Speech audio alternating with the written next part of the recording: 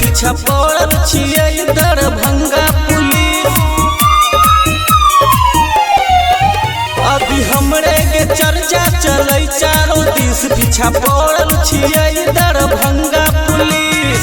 हमरा पर मर्डर के धारा 10-20 गो गानै छै। हमरा पे मर्डर के धारा 10-20 गो गानै छै।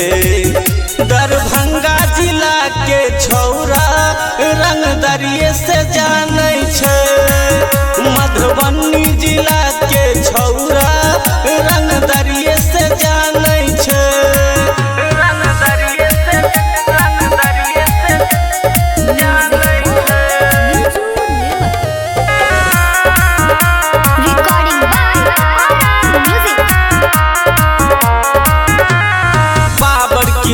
हम सबके बताबी रंगदारों के हम रंगदारी सिखाबी।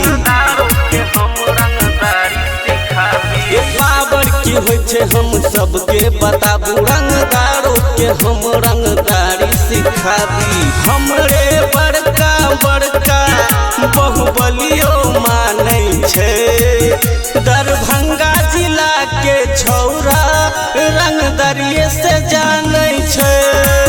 मधुबनी जिला के छौरा रंगदरिये से जानै छै।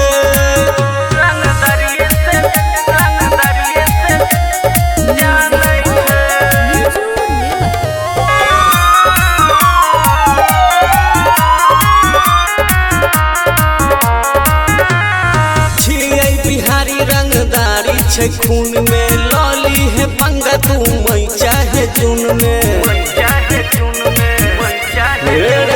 छियै बिहारी रंगदारी छै खून में, लॉली है पंगा तू मई चाहे जून में। छोटू लफुआ राजा राइटरो मानै छै। दरभंगा जिला के छौरा रंगदरिये से जानै छै। मधुबनी जिला के छौरा